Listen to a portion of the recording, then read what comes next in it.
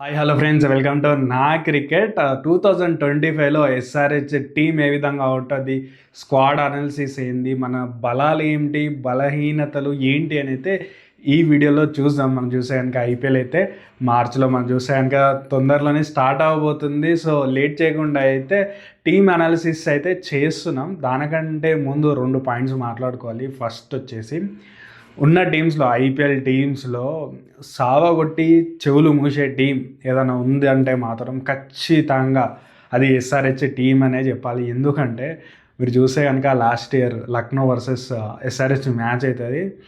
చూస్తే కనుక మనలో 9 ఓవర్స్లోనే చేజ్ చేస్తారు. దాని తర్వాత ఏమైంది మీ అందరూ తెలుసు. లక్నో ఓనర్కును కేఎల్ రాహుల్కి చాలా పెద్ద గొడవ అవుతుంది. చూసే కనుక ఆన్ ఫీల్డే పెద్ద గొడవ అవుతుంది.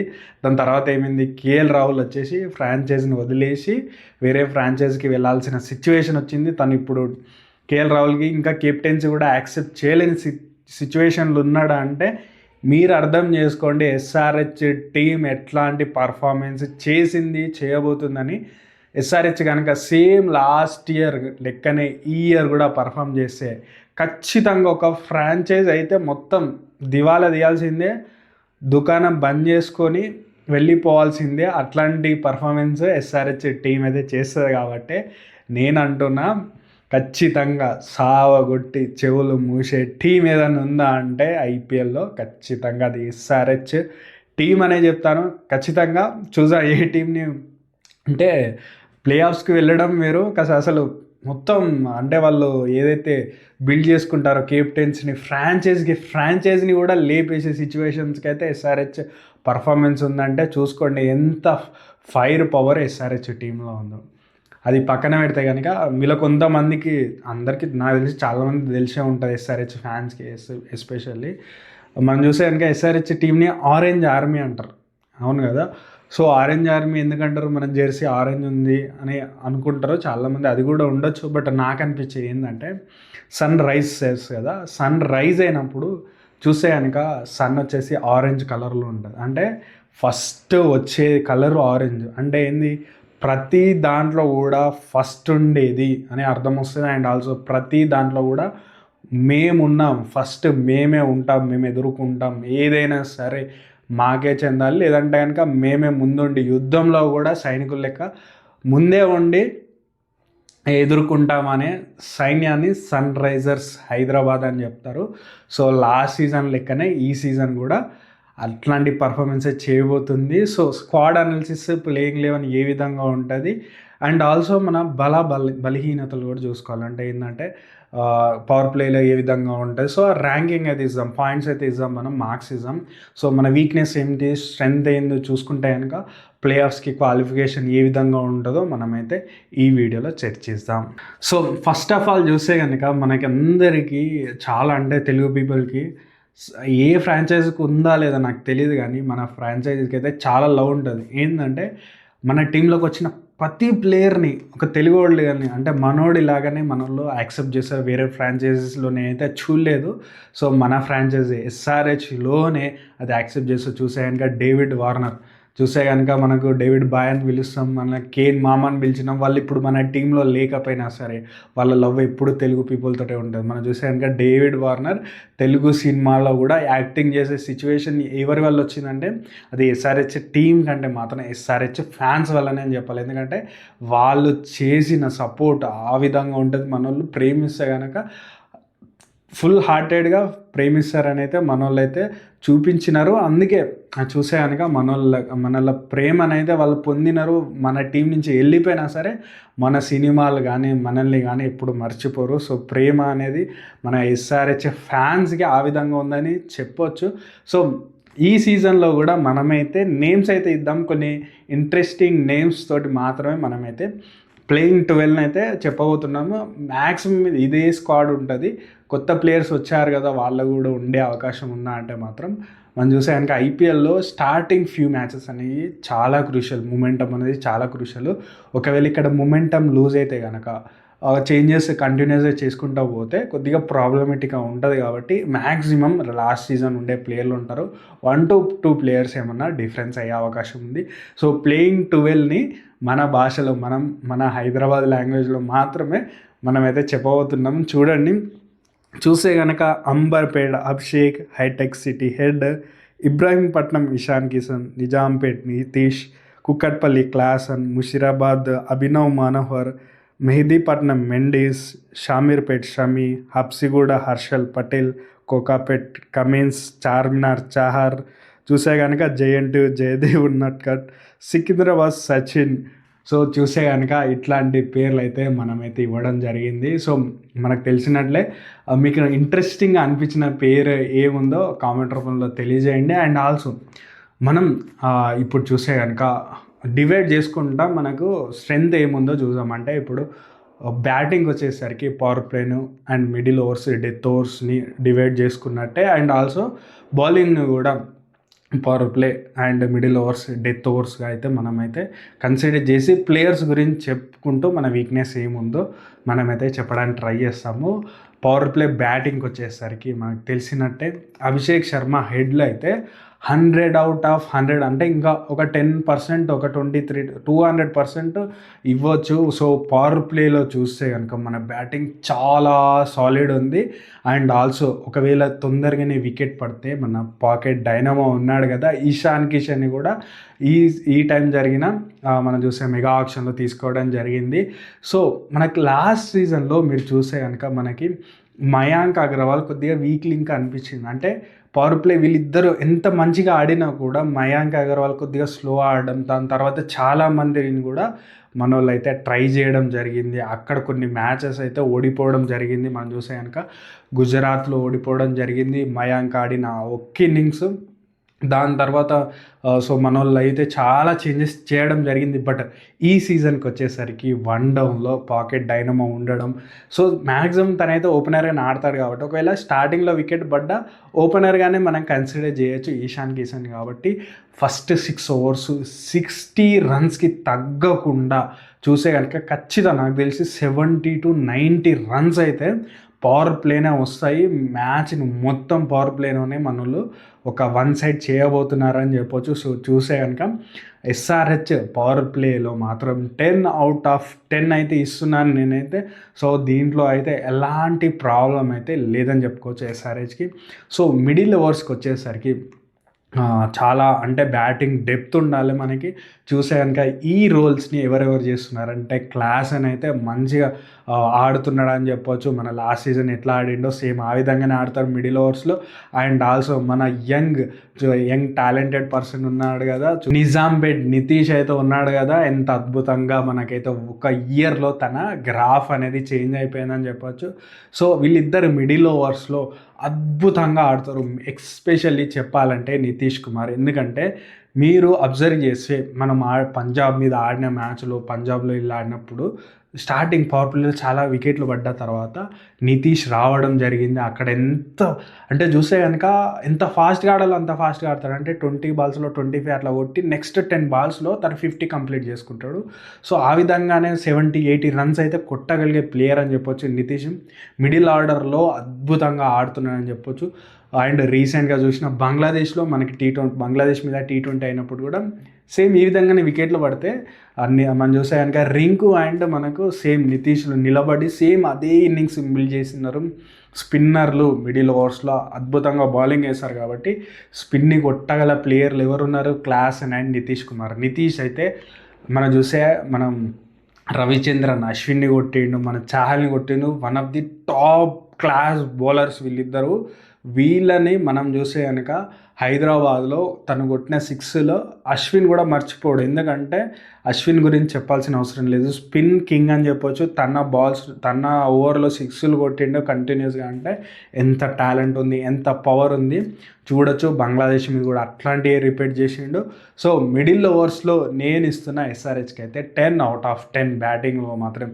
సో ఎట్లాంటి డౌట్ లేదు. మనం చూసే కనుక 6 to 15 ఓవర్స్ అయితే 10 per over తగ్గకుండా అయితే ఖచ్చితంగా చేయబోతున్నారని చెప్పొచ్చు. అండ్ నెక్స్ట్ వచ్చేస్తే కనుక డెత్ ఓవర్స్లో బ్యాటింగ్ చేసాను. అంటే చూస్తే కనుక 15 to 20 ఓవర్స్ బ్యాటింగ్లో మనకు కొద్దిగా ప్రాబ్లం అనిపిస్తుంది. చూసే కనుక ఇక్కడ అభినవ్ మనోహర్ మనం తెచ్చుకున్నాం ఆ మెగా ఆక్షన్లో. మంచి పవర్ హిట్టర్ ఉన్నాడు. అండ్ కమిండ్ మెండిస్‌ని కూడా తెచ్చుకోవడం జరిగింది. సో, వీళ్ళిద్దరూ చూస్తే గనుక డెత్ ఓవర్స్‌లో ఆడే ప్లేయర్ లెక్క కనిపిస్తున్నారు. బట్ మనకు ప్రాబ్లమ్ కూడా డెత్ ఓవర్స్‌లోనే ఉందని చెప్పొచ్చు. ఎందుకంటే మీరు గమనించాల్సింది లాస్ట్ సీజన్‌లో కేకేఆర్‌లో మనం మ్యాచ్ ఆడినప్పుడు మనం చూసాక హర్షిత్ రాణా బౌలింగ్ వేస్తాడు. ఆ ఓవర్లో క్లాసన్ అవుట్ అయిన తర్వాత మనం దగ్గర 6 రన్స్ ఏమో కొట్టాలి. ఆ చేజ్ని చేయలేకపోయింది. సో, డెత్ ఓవర్స్లో స్పెషలిస్ట్ అవసరం ఏ టీంకైనా. మీరు చూస్తే కేకేఆర్‌లో రింకు సింగ్ ఉంటాడు, మనందరూ తెలుసు ఎట్లా ఆడతారో. సో, డెత్ ఓవర్స్లో ఒక స్పెషలిస్ట్ బ్యాటర్ ఉన్నప్పుడు చూస్తే కనుక ది ఆర్డర్ ఎట్లాగో మనం పవర్ఫుల్గా స్టార్ట్ చేస్తున్నాం, మిడిల్ ఆర్డర్లో కూడా పవర్ఫుల్గా మనం 10 per over తగ్గకుండా ఆడినప్పుడు డెత్ ఓవర్స్లో దాన్ని మ్యాక్సిమైజ్ చేయాలంటే 15 to 20 దగ్గర ప్రతి ఓవర్ కూడా 15 runs లెక్క కొట్టగలిగే స్టామినా మన దగ్గర ఉంది. బట్ మనకు వచ్చేసి అభినవ్ మనోహర్ని, కమిండ్ మెండిస్ని తీసుకున్నారు. సో, వీళ్ళు ఏ విధంగా పర్ఫార్మెన్స్ చేస్తారనేది చూసుకోవాల్సి ఉంటుంది. మనకు అన్ని మ్యాచ్లు కూడా వీళ్ళే డెత్ ఓవర్స్లో వచ్చి బ్యాటింగ్ చేయాల్సిన సిచ్యువేషన్ ఖచ్చితంగా వస్తుంది. ఒకవేళ మనం చూసే పవర్ ప్లేలో అంతా మనం చూసే కనుక సూపర్ హిట్టింగ్ చేస్తున్నారు, ఫియర్లెస్ బ్యాటింగ్ ఆడుతున్నప్పుడు ఖచ్చితంగా వికెట్లు పడే అవకాశం ఉంది. కాబట్టి డెత్ ఓవర్స్లో కొద్దిగా మనకి ఒక స్పెషలిస్ట్ బ్యాటర్ కావాలి. వీళ్ళనైతే మలచాల్సిన అవసరం ఉంది. ఖచ్చితంగా ఇంపాక్ట్ ప్లేయర్గా సచిన్ బేబీ ఆడే అవకాశాలు కనిపిస్తున్నాయి. సో, వీళ్ళ నుంచి ఒక మంచి కంట్రిబ్యూషన్, వీళ్ళకు ఒక స్పెషలిస్ట్ రోల్స్ ఇచ్చి వీళ్ళని గ్రూమ్ చేసుకుంటే కనుక ఖచ్చితంగా మన వాళ్ళు చూస్తే కనుక దగ్గర 300 మార్క్ను చూస్తే కనుక మన వాళ్ళు తెలుసు కదా, ఒక ఫ్రాంచైజీ కెప్టెన్నే చేంజ్ చేయగలిగిన వాళ్ళు ఒక ఫ్రాంచైజీ లేకుండా కూడా చేయగలుగుతారు అయితే నేనైతే నమ్ముతున్నాను. ఈసారి అయితే డెత్ ఓవర్స్లో బ్యాటింగ్ అయితే కొద్దిగా ఇంప్రూవ్ చేయాల్సిన అవసరం ఉంటుంది. సో, మనం ఏదైనా మ్యాచ్లో ఓడిపోతే కనుక ఖచ్చితంగా డెత్ ఓవర్స్ బ్యాటింగ్ మీరు చూడండి. ఈ వీడియోని సేవ్ చేసి పెట్టుకోండి, సబ్స్క్రైబ్ చేసి పెట్టుకోండి. చూడండి, ఒకవేళ మ్యాచ్ ఓడిపోతే మనం డెత్ ఓవర్స్లోనే పర్ఫార్మెన్స్ చేయకుండా ఉంటాం. సో, బౌలింగ్ విషయానికి వస్తే కనుక ఆ పవర్ ప్లే బౌలింగ్ అయితే మనం చూసుకోవాల్సిన అవసరం ఉంది. షమీతో పాటు ఎవరు వేస్తారు? జయదేవ్ ఉనద్కట్ వేస్తాడా లేకపోతే కమిన్స్ వేస్తాడా చూసుకోవాలి. కమిన్స్ నాకు తెలిసి 1 over వేసే అవకాశం ఉంది. చాలా వరకు మనకు తెలుసు కమిన్స్ ఎప్పుడైనా సరే ఇంటర్నేషనల్ క్రికెట్లో కూడా మిడిల్ ఓవర్స్లోనే వేస్తాడు. సో, మనకు చూసే కనుక పవర్ ప్లేలో షమీతో పాటు ఎవరు బౌలింగ్ వేస్తారనేది కొద్దిగా మనకు ప్రాబ్లమేటిక్ కనిపిస్తుంది.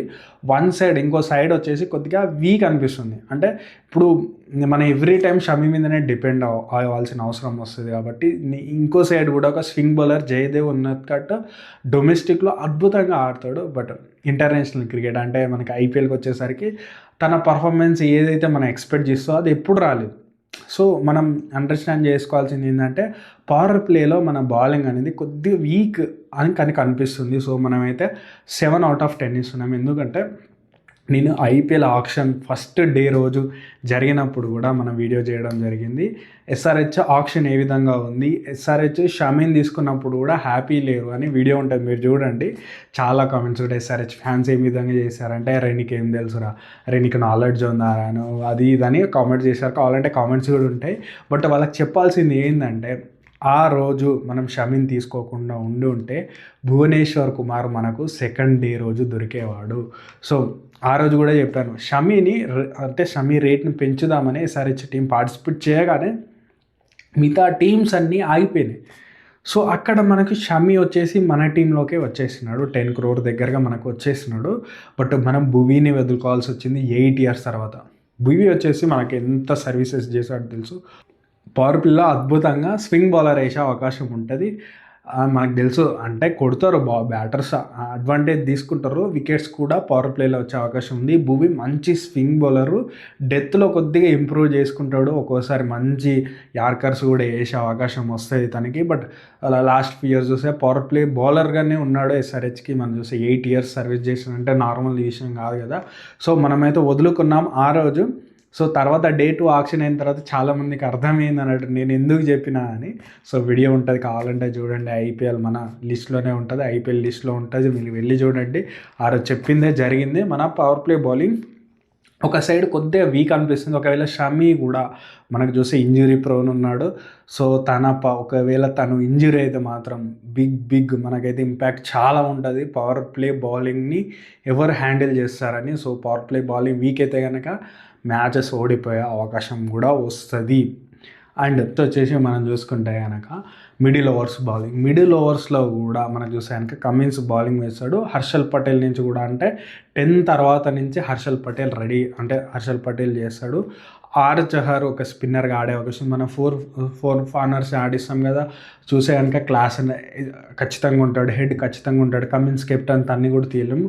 ఒకే ఒక స్లాట్ని మనం ఆడించవచ్చు, అది ఎవరు అంటే కమిండు మెండిస్ని ఆడిస్తారు. ఎందుకంటే తను 2 హ్యాండ్స్ తోటి బౌలింగ్ చేస్తాడు. అంటే లెఫ్ట్ ఆర్మ్, అంటే ఒకవేళ లెఫ్ట్ ఆర్మ్ బ్యాటర్ వచ్చిందనుకో రైట్ ఆర్మ్ ఆఫ్ స్పిన్ వేస్తాడు.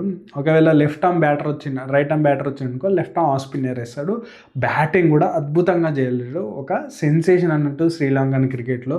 సో తనని మాత్రం ఖచ్చితంగా ట్రై చేస్తారు, ఫస్ట్ ఫ్యూ మ్యాచెస్లోనే ట్రై చేస్తారు, నో డౌట్. ఒకవేళ 4 కార్నర్స్ ఉంటే మనం జాంపాన్ ఎక్కడ ఆడించే అవకాశం లేదు కదా. జాంపాన్ ఆడిస్తే మాత్రం కొద్దిగా అడ్వాంటేజ్ ఎస్ఆర్హెచ్కి ఉంటుంది. బట్ 2 హ్యాండ్స్ తోటి బౌలింగ్ చేయగలడు, బ్యాటింగ్ చేయగలడు. కాబట్టి ఎస్ఆర్హెచ్ టీం అయితే ఖచ్చితంగా కమిండు మెండిస్ వైపే వెళ్తుంది, నో డౌట్. మంచి బౌలింగ్ వేయగలడు. సో హర్షల్ పటేల్, కమిన్స్ మనం చూస్తే కనుక హర్షల్ పటేల్, కమిండ్, మెండిస్లు వీళ్ళు ఉన్నారు కాబట్టి మనకు బౌలింగ్ అనేది అంటే వికెట్ టేకర్ బౌలర్. అంటే ఇప్పుడు చూసాను వరుణ్ చక్రవర్తి ఉన్నాడు, ఇప్పుడు రీసెంట్ ఫామ్ ఎట్లుంది, అద్భుతంగా ఉంది. చహర్ వచ్చేసి లాస్ట్ సీజన్ మంచి సీజన్ లేదు, తను గుగ్లీలు అంత అద్భుతంగా వేయడం లేదు అంతకుముందు సీజన్స్ ఉన్నట్టు. సో తను ఇంప్రూవ్మెంట్ ఏమైనా చేసుకొని వస్తే మాత్రం అద్భుతంగా ఉంటుంది. సో స్పిన్నర్ల విషయంలో కొద్దిగా, లెగ్ స్పిన్నర్ విషయంలో మనం కొద్దిగా వీక్ ఉన్నట్టు అనిపిస్తుంది, ఫాస్ట్ బౌలింగ్ తోటే వెళ్ళాల్సి వస్తుంది. సో అది కొంచెం ప్రాబ్లమేటిక్గా మనకు మిడిల్ ఓవర్స్లో వికెట్ టేకర్ ఎవరు అనేది కొద్దిగా చూసుకోవాల్సిన అవసరం అయితే ఖచ్చితంగా ఉందనుకోవచ్చు. డెత్ ఓవర్స్ బౌలింగ్ వచ్చేసరికి, సో మిడిల్ ఓవర్స్కి అయితే మనం 8/10 ఇస్తున్నాం. అండ్ డెత్ ఓవర్స్కి వచ్చేసరికి డెత్ ఓవర్స్ చాలా పవర్ఫుల్ ఉంది. ఒకవైపు షమి వేస్తాడు అండ్ ఆల్సో హర్షల్ పటేల్ వేస్తాడు. హర్షల్ పటేల్ మన ఎంత మంచి స్లోవర్స్ ఇస్తారో, పర్పుల్ పటేల్ అంటారు. ఎందుకంటే ఐపీఎల్స్లో అద్భుతమైన వికెట్లు తీయగల ప్లేయర్ తను. మనకు ఇంటర్నేషనల్ ఎట్లా పర్ఫామ్ చేసిన పక్కన పెడితే తన స్లోవర్స్ బాల్స్ ఖచ్చితంగా బీట్ చేస్తాయి. సో డెత్ ఓవర్స్లో మనం చూస్తే షమి మంచి బౌలింగ్ వేయగలడు, రివర్స్ స్వింగ్ అవుతుంది అండ్ ఆల్సో యార్కర్స్ వేయగల స్పెషలిస్ట్ ఉన్నాడు. నో డౌట్ మనకి డెత్ ఓవర్స్ ప్రాబ్లం అయితే ఈసారి ఉండబోదు, కమిన్స్ కూడా వేసే అవకాశం ఉంటుంది. కాబట్టి డెత్ ఓవర్స్కి వచ్చేసరికి 10/10 అయితే ఇస్తున్నాం. సో నా వీడియోని ఇక్కడ వరకు చూసే కనుక నా వీడియో ఇంతో మీకు ఇంట్రెస్టింగ్గా అనిపించే ఉంటుంది కాబట్టి ఇంతవరకు వచ్చారు కాబట్టి నాకు సపోర్ట్ చేయాలనుకుంటే మాత్రం ఖచ్చితంగా సబ్స్క్రైబ్ చేసి అయితే నాకైతే సపోర్ట్ చేయాలి. అండ్ ఆల్సో మన ఛానల్లో విన్ ప్రిడిక్షన్ కూడా ఇస్తాం, ఛానల్ తరపున విన్ ప్రిడిక్షన్ కూడా ఇస్తాం. లాస్ట్ సీజన్ చూసుకుంటే కనుక, అంటే రీసెంట్గా అయినా మన ఛాంపియన్స్ ట్రోఫీ చూస్తే 12 మ్యాచెస్కి మనం విన్ ప్రిడిక్షన్ ఇస్తే 9 మ్యాచెస్ అయితే మనం విన్ అయ్యాం, ఓన్లీ 3 మ్యాచెస్ ఓడిపోయాం. కావాలంటే ఛానల్లో ప్రతి వీడియోలో మనం పర్టికులర్ టీం అయితే విన్ అవుతుంది అయితే ఇవ్వడం జరుగుతుంది, మీరు కావాలంటే వెళ్ళి చూడొచ్చు. అంతకంటే ముందు మ్యాచ్ చూసిన ఇంగ్లాండ్ వర్సెస్ మనకి ఇండియా మ్యాచెస్ అయ్యాయి, దాంట్లో కూడా 8 మ్యాచెస్కి మనం విన్ ప్రిడిక్షన్ ఇస్తే 7 విన్ ప్రిడిక్షన్స్ అయితే కరెక్ట్ అయ్యాయి. సో నా నాలెడ్జ్ ఎంత ఉంది, మన విన్ ప్రిడిక్షన్ స్ట్రైక్ రేటు మీకే వదిలేస్తుంది 80 కంటే ఎక్కువ పర్సెంటేజ్ ఉందని అయితే మనమైతే చెప్పుకున్నా. అండ్ ఆల్సో ఐపీఎల్కి విన్ ప్రిడిక్షన్ ఇవ్వాలా వద్దా అని అయితే కామెంట్ రూపంలో తెలియజేయండి. అండ్ ఆల్సో ఎస్ఆర్హెచ్ గురించి చెప్పినాం కదా, ఈ సీజన్ అయితే ఎస్ఆర్హెచ్ అయితే రఫ్ ఆడిస్తుంది, రఫ్ అని చెప్పచ్చు. సో నేనైతే వెయిట్ చేస్తున్నాను, అద్భుతమైన సీజన్ అయినట్టు. ఎస్ఆర్హెచ్ మ్యాచ్కి టికెట్లు అయితే దొరకవే అనిపిస్తుంది, ఎందుకంటే అంటే హాట్ కేకులు అన్నట్టు పెట్టిన 1 మినిట్లోనే అయిపోయే అవకాశం ఉంటుంది. కాబట్టి ఫ్యాన్స్ అందరూ కూడా టీవీలో చూడడానికి ఎక్కువ ఇష్టపడతారు అనుకుంటున్నాను, ఎందుకంటే గ్రౌండ్కి వెళ్ళే ఆప్షన్ కూడా మనకు ఇవ్వరు కదా, వితిన్ 1 మినిట్లో అయిపోతాయి అంటే టికెట్స్. సో సెలబ్రిటీలే ఎక్కువ కనిపించబోతున్నాడు ఎస్ఆర్హెచ్ మ్యాచెస్లో. హైదరాబాద్లో ఆడిన ప్రతి మ్యాచ్ని కూడా మనకి ఎక్కువ సెలబ్రిటీలే కనబడతారు. 6లు 4లు చూసేయడానికి ఒక పండగ వాతావరణం అయితే ఎస్ఆర్హెచ్ టీం తెస్తుంది. అండ్ ఆల్సో నాకు తెలిసి ఈ సీజన్ని మనం చెప్పాం కదా, ఒక ఫ్రాంచైజీని ఎలిమినేట్ చేసే సీజన్ అయితే నేనైతే అనుకుంటున్నా. ఆ ఫ్రాంచైజీ ఎవరు అవ్వబోతున్నారు ఏంటి అని మీరు అనుకుంటున్నారు. అండ్ ఆల్సో ఈసారి ఎస్ఆర్హెచ్ టీం కప్పు కొడుతుందా లేదా, మీకేమనిపించింది, మీ ప్లేయింగ్ 11 ఏ విధంగా ఉంటే బాగుంటుంది అనిపిస్తుందో కామెంట్ రూపంలో తెలియజేయండి. ఇది వీడియో మీకు నచ్చిందని అయితే అనుకుంటున్నాను. మిగతా మీ ఫేవరెట్ టీం దేని గురించి వీడియో చేయాలంటే మాత్రం ఖచ్చితంగా కామెంట్ రూపంలో తెలియజేయండి. Thank you.